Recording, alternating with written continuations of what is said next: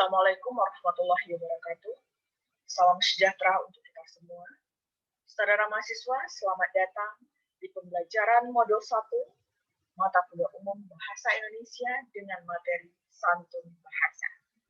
Saudara mahasiswa yang kami banggakan, pada pembelajaran modul 1, saudara diharapkan mampu memahami sejarah perkembangan bahasa Indonesia, kedudukan dan fungsi bahasa Indonesia, dan variasi bahasa. Adapun capaian pembelajaran yang mendukung pokok bahasan yang mendukung capaian pembelajaran ini adalah sejarah perkembangan bahasa Indonesia, kedudukan dan fungsi bahasa Indonesia, dan variasi bahasa. Baiklah, saudara mahasiswa, kita masuk pada sejarah perkembangan bahasa Indonesia. Berbicara mengenai sejarah perkembangan bahasa Indonesia, maka kita tidak lepas dari sejarah kemerdekaan Indonesia. Karena bahasa Indonesia salah satunya berkedudukan sebagai bahasa persatuan. Saudara mahasiswa, bahasa Indonesia tidak berasal dari satu etnis. Artinya, bahasa Indonesia berasal dari bangsa Indonesia. Bukan demikian. Tetapi, bahasa Indonesia adalah bahasa yang lahir dari kesadaran masyarakat Indonesia akan pentingnya bahasa persatuan. Dari Sabang sampai Merauke, masyarakat Indonesia terdiri dari berbagai etnis. Berikut dengan bahasanya. Bagaimana mungkin orang Melayu bisa berkomunikasi dengan baik dengan orang Papua? Orang Papua bisa memahami orang Kalimantan. Orang Kalimantan bisa mengerti orang Sulawesi, atau bahkan orang Jawa bisa sangat memahami orang Sumatera kalau mereka tidak berada pada satu bahasa yang sama.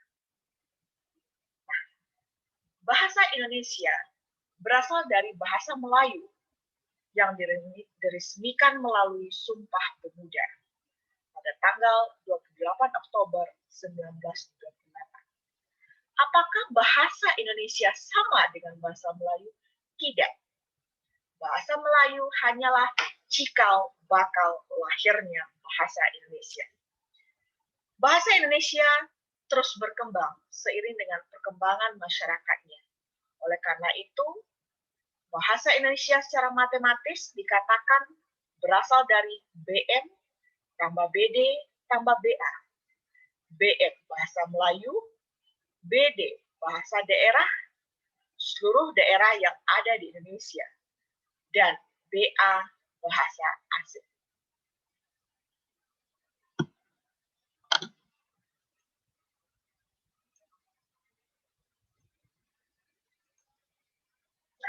Mengapa bahasa Melayu yang dijadikan sebagai cikal bakal bahasa Indonesia? Alasan yang pertama, karena bahasa Melayu telah digunakan oleh masyarakat Indonesia pada zaman itu sebagai lingua franca. Artinya, bahasa yang sudah digunakan oleh masyarakat untuk berinteraksi dengan masyarakat lainnya yang berbeda bahasa, sehingga dia sudah menjadi lingua franca. Bahasa Melayu pada masanya sudah luas pemakaiannya. Hal ini juga didukung dengan adanya jalur perdagangan antara etnis yang ada di Indonesia. Orang Jawa berdagang ke Sumatera, mereka sudah menggunakan lingua francanya bahasa Melayu. Alasan yang kedua, bahasa Melayu berterima penggunaannya dalam ragam sastra. Ketika bahasa Melayu sudah menjadi lingua franca pada masanya, maka bahasa Melayu mulai merambah ke ranah sarana tulis berupa lahirnya karya-karya sastra yang ditulis dalam bahasa Melayu. Lalu, hal ini juga didukung dengan lahirnya surat kabar berbahasa Melayu, seperti Medan Priayi. Nah, Medan Priayi itu merupakan surat kabar yang kegiatan jurnalistiknya sudah menggunakan bahasa Melayu berikut dengan publikasinya. Tiga alasan utama inilah yang menjadi penggerak atau alasan utama kenapa bahasa Melayu yang dijadikan sebagai cikal bakal bahasa Indonesia, tidak bahasa Minang, tidak bahasa Jawa, tidak bahasa Sunda. Nah, lalu yang mungkin tidak tertera di slide ini adalah bahwa bahasa Melayu dari segi struktur itu mudah dipahami. Orang yang baru kenal bahasa Melayu akan mudah dalam mempelajari bahasa Melayu karena bahasa Melayu tidak mengenal adanya strata, berbeda dengan bahasa Jawa, berbeda dengan bahasa Sunda. Tidak ada bahasa Melayu kasar, tidak ada bahasa Melayu halus.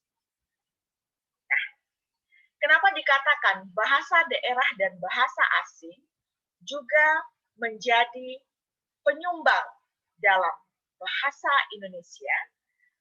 Karena masyarakat Indonesia itu melakukan kontak budaya berikut dengan kontak bahasa.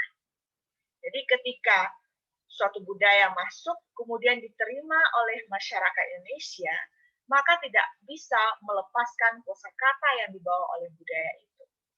Misalnya tempe, tahu. Nah, tempe dan tahu adalah budaya yang dikenalkan oleh masyarakat etnis Jawa karena luas pemakaiannya di kalangan masyarakat Indonesia sehingga tempe dan tahu sudah menjadi kosakata masyarakat Indonesia. Begitu juga dengan istilah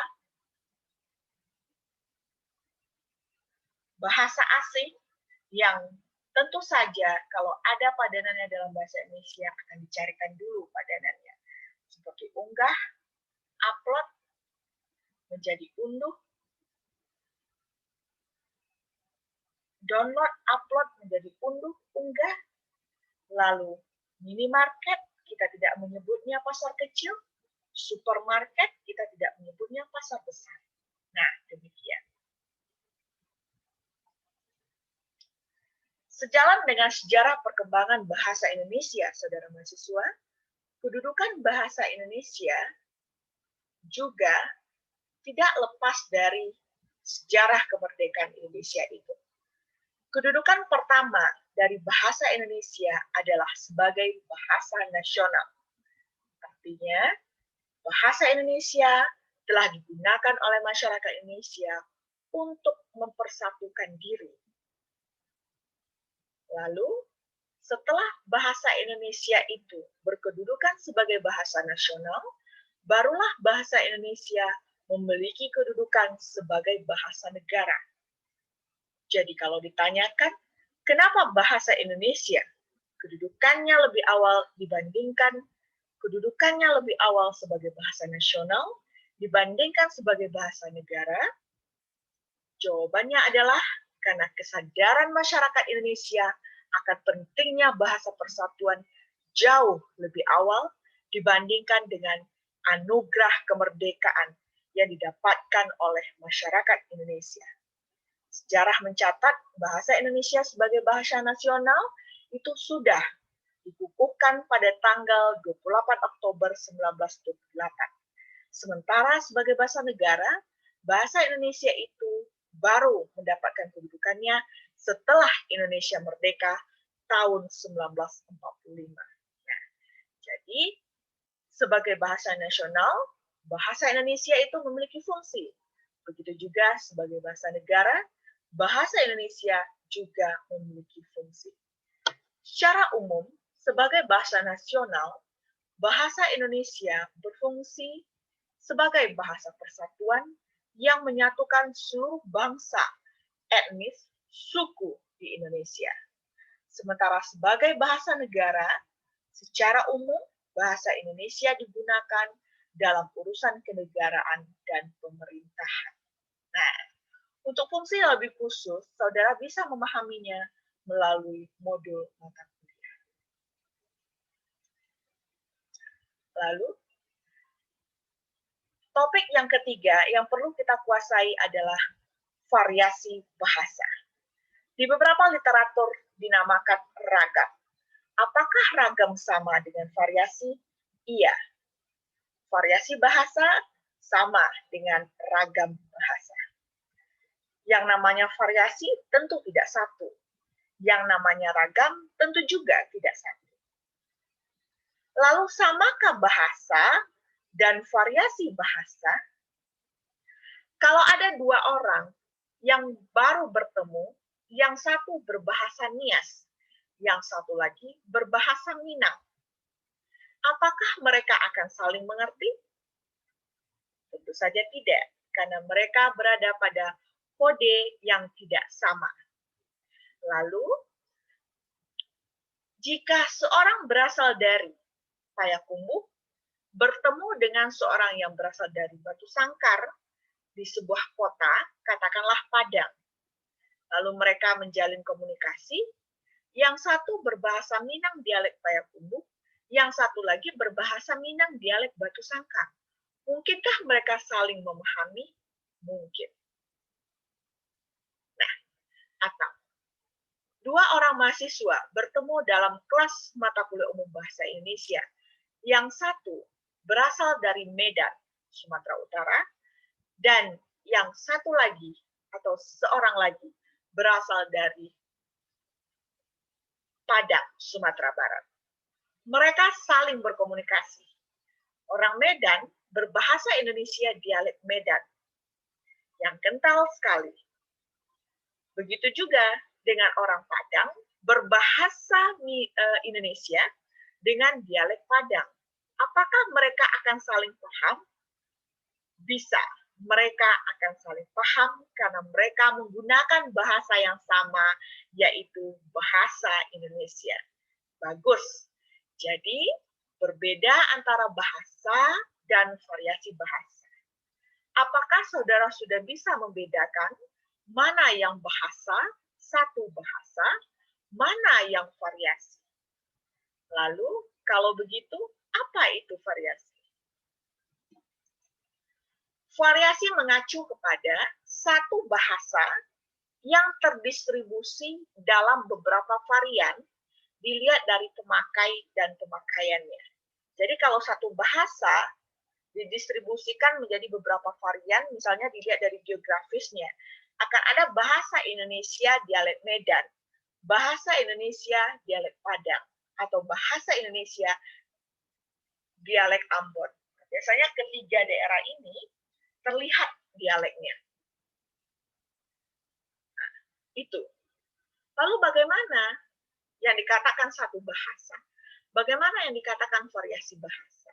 Nah, tentu saudara mahasiswa sudah cukup memahaminya. Nah, sekarang kita masuk apa saja variasi bahasa itu. Dikatakan bahwa variasi bahasa dilihat dari dua pengklasifikasian.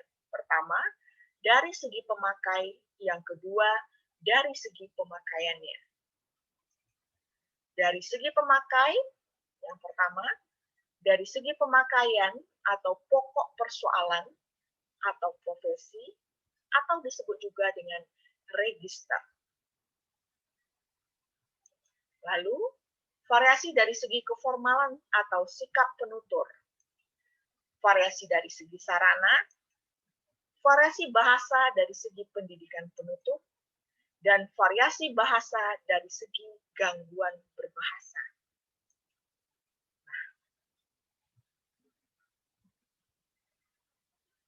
Saudara mahasiswa yang saya banggakan, variasi dari segi pemakai atau penutur ada 4. Yang pertama, idiolek, dialek, kronolog, dan sosiolek. Idiolek adalah variasi bahasa yang sifatnya perseorangan atau personal. Pernahkah saudara memperhatikan cara tokoh-tokoh nasional dalam bertutur berbeda satu dengan yang lainnya? Cara Prabowo Subianto dalam bertutur dengan ken, aksen ken, itu berbeda dengan cara Presiden kita Jokowi dalam bertutur. Ya, baiklah. Nah, itu kalau Jokowi ya, ada iramanya itu berbeda dengan Prabowo. Atau jurnalis terkenal seperti Najwa Shihab berbeda cara bertutur nana itu dengan Rosi, jurnalis yang lebih senior dari segi pengalaman kerja dibandingkan Nana. Itu berbeda. Jangan jauh-jauh. Saudara dengan rekan saudara itu berbeda cara bertuturnya. Itu idiolek namanya. Kenapa idiolek bisa terjadi? Karena setiap kita memiliki keunikan, mulai dari suara, lalu cara kita dalam bertutur, nah itu berbeda. Lalu dialek. Dialek adalah logat atau variasi bahasa berdasarkan faktor geografis. Ternyata, sekelompok masyarakat yang hidup bersama dalam geografis tertentu itu memiliki logat lagu dalam berbahasa yang tidak sama dengan masyarakat yang berada di kelompok daerah lainnya. Nah, misalnya masyarakat yang tinggal di daerah tepi pantai berbeda logatnya dalam berbahasa dibandingkan dengan masyarakat yang secara geografis berada di daerah pegunungan. Nah, ini dialek. Oleh karena itu berbeda bahasa Indonesia dialek Medan, bahasa Indonesia dialek Padang, bahasa Indonesia dialek Ambon. Muncul pertanyaan, kenapa dialek itu ada? Saudara mahasiswa, ketahuilah bahwa bahasa Indonesia rata-rata bukanlah bahasa pertama bagi masyarakat yang ada di Indonesia. Karena rata-rata di antara kita menggunakan bahasa pertamanya adalah bahasa ibu, bahasa daerah. Bahasa pertama yang dikenalkan kepada kita adalah bahasa daerah. Barulah kita mulai mempelajari bahasa Indonesia baik itu melalui sekolah formal maupun secara informal. Artinya apa? Jadi tidak mengherankan jika kita mengamati orang berbahasa Indonesia masih terbawa unsur bahasa ibunya ke dalam bahasa Indonesia. Nah, ya. Yang ketiga, kronolog. Kronolog berkenaan dengan variasi bahasa yang digunakan kelompok sosial pada masa tertentu. Ini berkenaan dengan tren bahasa. Pada era Soekarno sedang menjadi panutan bagi pergerakan nasional, maka istilah bo itu adalah istilah yang tren saat itu, bagian dari kronolog. Berbeda dengan istilah bro saat ini. Saat ini kita memanggil bro, sis, say, nah itu bagian dari kronolog. Lalu sosiolog merupakan variasi bahasa yang berkenaan dialek sosial, status, golongan, kelas sosial penuturnya. Pernah memperhatikan ibu-ibu sosialita, mereka berbincang dan mengatakan, hai jeng, atau kelompok transgender yang mengatakan akikah begindang cucok bo. Nah, itu juga bagian dari sosiolog. Itu bagian dari variasi dari segi penuturnya, orangnya. Kita pindah ke variasi dari segi pemakaian, disebut juga pokok persoalan, profesi, atau register.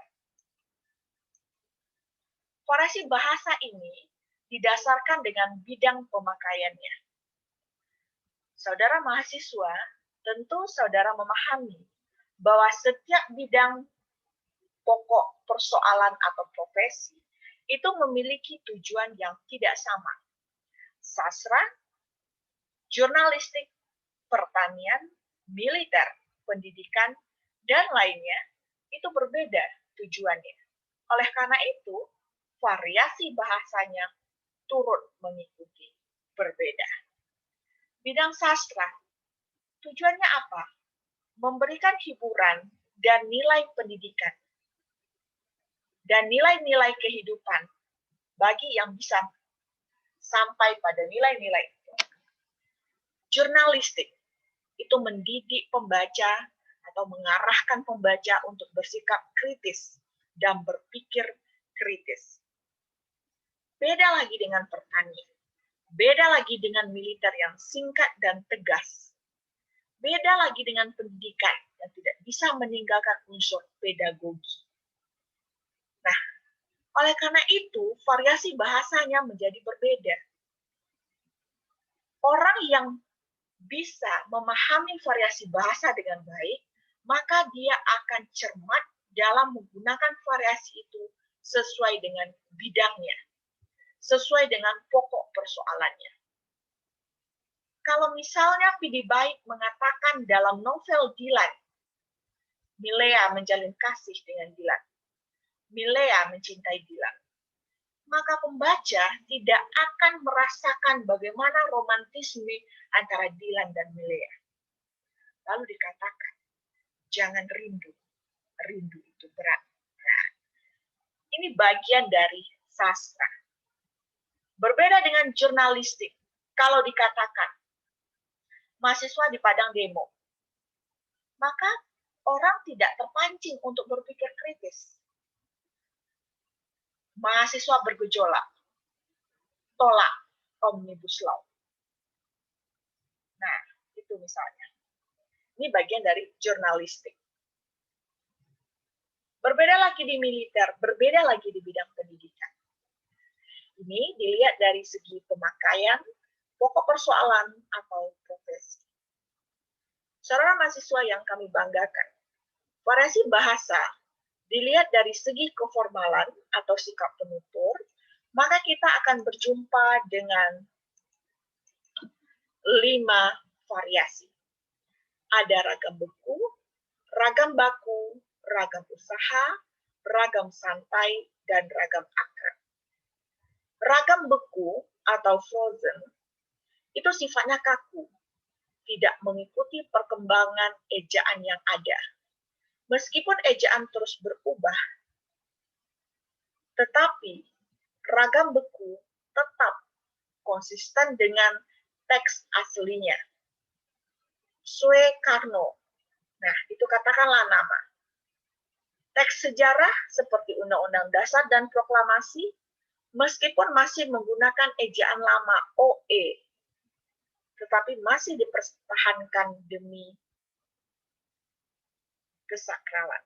Nah, begitu juga dengan Undang-Undang Dasar. Kalau kita lihat di pembukaan Undang-Undang Dasar tahun 1945, itu banyak sekali kalimat yang tidak efektif. Oleh sebab itu, maka penjajahan di atas dunia harus dihapuskan karena tidak sesuai dengan pri kemanusiaan dan pri keadilan. Nah, itu tidak diubah menjadi kalimat efektif karena alasan dia berada pada konteks ragam beku. Tidak akan berubah seiring dengan perkembangan ejaan yang ada. Kemudian, ragam baku. Ragam baku, struktur kalimat dan pilihan katanya baku, sesuai dengan ejaan, sesuai dengan kaidah bahasa Indonesia. Jadi, kalau saudara mahasiswa berpartisipasi dalam situasi resmi, formal, maka gunakan ragam baku. Jangan katakan nama aku adalah Dewi Monika kalau saudara berada di forum resmi. Tapi katakan, perkenalkan, saya Dewi Monika. Itu berbeda. Atau jangan katakan, selamat siang guys, kenalin gue Ayu Dewi Monika, tambah parah lagi. Itu bukan situasi formal. Nah, jadi, saudara mahasiswa yang ketiga adalah ragam usaha. Ragam usaha sifatnya persuasif, digunakan untuk mempengaruhi pandangan, pilihan, dan pendapat orang lain. Nah, jadi ketika ragam usaha ini biasanya berkenaan dengan perdagangan atau perniagaan, tetapi tidak semata niaga. Bagaimana dengan orasi politik? Apakah tidak berusaha untuk mempersuasi? Nah, ini juga bagian dari ragam usaha. Jadi kalau kita cermat dan mengetahui variasi bahasa itu banyak, maka kita akan mudah sekali dalam beradaptasi dan menyampaikan berbagai gagasan dan ide yang ada di dalam pikiran kita, sehingga diterima oleh orang lain dengan baik. Ragam santai itu biasanya digunakan dalam situasi tidak formal, dalam lingkungan keluarga. Bisa dilihat, bisa diamati lebih tepatnya, atau disimak, bagaimana kita bertutur dalam lingkungan keluarga akan berbeda dengan kalau kita bertutur dalam situasi formal. Berbeda lagi dengan ragam akrab, karena ragam akrab digunakan dengan seseorang yang sangat dekat, tuturan cenderung pendek. Dan, ini ada sambungannya, cenderung menggunakan sapaan-sapaan yang hanya dipahami oleh mereka saja.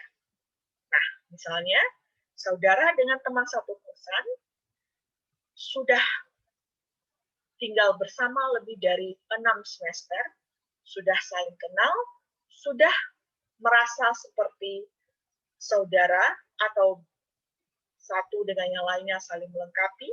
Nah, itu artinya saudara akan cenderung menggunakan tuturan yang pendek dan singkat. Misalnya, tolong ambilin minum dong. Berbeda halnya kalau saudara meminta orang yang baru saudara kenal duduk semeja dengan orang lain di suatu kafe, lalu saudara ingin meminta yang bersangkutan mengambilkan air. Saudara akan mengatakan, maaf mengganggu Bapak Ibu, boleh Bapak Ibu membantu saya? Boleh saya minta bantuannya? Nah, tolong ambilkan air yang ada di ceret itu. Nah, berbeda. Jadi dari segi keformalan atau sikap penutur, bahasa itu pun memiliki variasi. Lalu variasi bahasa dari segi sarana, variasi bahasa ini didasarkan pada sarana yang digunakan. Biasanya lebih populer dengan ragam lisan dan ragam tulis. Jadi kalau dari segi sarana, ada lisan, ada tulis.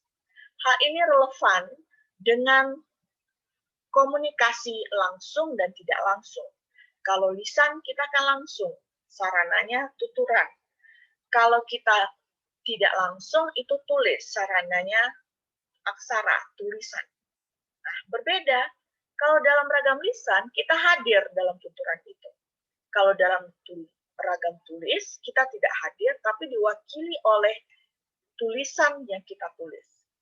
Oleh karena itu, berbeda juga variasinya, sapaannya, berbeda juga struktur kalimatnya, dieksisnya, atau kata tunjuknya, mengacu kemana, subjeknya diuraikan atau tidak. Nah, itu berbeda. Jadi, orang yang memahami adanya variasi bahasa, maka mereka akan sangat cermat dalam menggunakan bahasa sesuai dengan konteksnya. Lalu dari segi penutur, dikatakan dalam literatur bahwa orang yang berpendidikan berbeda variasi bahasanya dengan orang yang tidak berpendidikan. Dalam beberapa diskusi secara tatap muka atau virtual, biasanya saya dihadapkan pada pertanyaan, Ibu, kami mendapati orang yang tidak sekolah, tapi cara bertuturnya berbeda, halus, santun, dengan orang yang bersekolah yang beberapa di antaranya kasar. Nah, saudara mahasiswa yang kami banggakan, perlu dipahami bahwa pendidikan itu tidak hanya jalur formal. Orang yang berpendidikan berbeda variasi bahasanya maksudnya adalah ketika seseorang ditempa dengan pendidikan, baik formal maupun informal, maka mereka akan mendapati berbagai pengetahuan terkait dengan konsep tertentu, sehingga konsep-konsep tertentu itu tertanam dalam pikiran mereka, dalam kosakata mereka, sehingga mereka akan berbahasa berbeda caranya dibandingkan dengan orang yang tidak berpendidikan. Orang yang melalui sekolah formal akan berpikir secara logis karena mereka dididik berpikir sesuai dengan nalar, logika, akal sehat, berbicara fakta. Berbeda dengan orang yang tidak berpendidikan, yang tidak melalui itu. Bagaimana kasus yang tadi? Iya, orang yang berpendidikan meskipun tidak sekolah formal, mereka akan merasa bahwa mereka akan berbahasa berbeda dengan orang yang tidak berpendidikan. Ini artinya ketika mereka tidak melalui jenjang sekolah formal, tetapi mereka mendapatkan pendidikan melalui jenjang informal, maka mereka akan berbahasa pun berbeda dengan orang yang tidak berpendidikan. Misalnya santri. Santri yang tidak, biasanya kalau santri atau lingkungan keluarga, nah itu akan mendidik anak-anak mereka atau anak didiknya berbahasa yang baik, sehingga yang bersangkutan akan berbeda cara bertuturnya dengan orang yang tidak terdidik. Nah, jadi bisa dibedakan bahwa variasi bahasa dari segi pendidikan itu mempengaruhi seseorang dalam bertutur. Variasi bahasa yang berikutnya adalah variasi bahasa dari segi gangguan berbahasa. Adanya campur kode. Kembali lagi pada pernyataan bahwa bahasa Indonesia oleh sebagian besar masyarakat Indonesia bukanlah bahasa pertama. Artinya, bahasa pertama yang paling dikuasai oleh masyarakat Indonesia pada umumnya adalah bahasa ibu. Implikasinya adalah penguasaan mereka terhadap bahasa ibu jauh lebih baik dibandingkan dengan penguasaan mereka terhadap bahasa Indonesia dalam situasi khusus. Atau bisa juga orang yang pada akhirnya sama penguasaannya antara bahasa ibu dengan bahasa kedua yang dipelajarinya. Pada kasus yang pertama, ketika seorang lebih menguasai bahasa daerahnya dibandingkan dengan bahasa Indonesia sebagai bahasa keduanya, maka akan mulai gangguan berbahasa yang disebut dengan campur kode. Akan tercampur kode bahasa yang lebih dikuasai itu ke dalam bahasa yang baru dikuasai. Misalnya dari segi logat. Orang dikatakan mampu berbahasa Indonesia dengan dialek standar, biasanya diukur dari logat. Semakin tidak terlihat logatnya, maka mengindikasikan yang bersangkutan itu mampu berbahasa dengan dialek standar. Tapi yang masih ada logatnya, itu artinya mereka penguasaannya terhadap bahasa ibu lebih dominan. Kadang-kadang kode yang ada dalam bahasa ibu itu tercampur ketika seseorang menuturkan tuturan dalam bahasa Indonesia. Kadang mereka lupa konsep itu dalam bahasa Indonesia, maka mereka bawa kosakata bahasa ibunya. Kadang mereka tidak tahu struktur kalimatnya, maka mereka menggunakan struktur kalimat bahasa ibunya. Ya, jadi ini yang dimaksud dengan variasi bahasa dilihat dari gangguan berbahasa. Refleksinya adalah, sudah terbinakah sikap santun berbahasa Indonesia dalam diri saudara?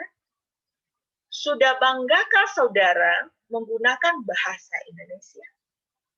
Sudah terampilkah saudara memilih variasi bahasa sesuai dengan konteks? Nah, ini perlu dijawab sebagai bagian dari refleksi. Dengan memahami sejarah perkembangan bahasa Indonesia, kedudukan dan fungsi bahasa Indonesia, variasi bahasa Indonesia, itu harusnya menimbulkan sikap santun dalam diri saudara agar bangga menggunakan bahasa Indonesia agar mampu memilih variasi yang tepat sesuai dengan konteksnya. Demikianlah, semoga pembelajaran modul 1 menjadi inspirasi bagi saudara untuk lebih mendalami kegiatan pembelajaran di modul-modul berikutnya. Sampai jumpa di pembelajaran modul 2. Terima kasih atas perhatian. Terima kasih atas kesungguhan dan komitmen saudara. Saya akhiri dengan Assalamualaikum warahmatullahi wabarakatuh. Salam sejahtera untuk kita semua.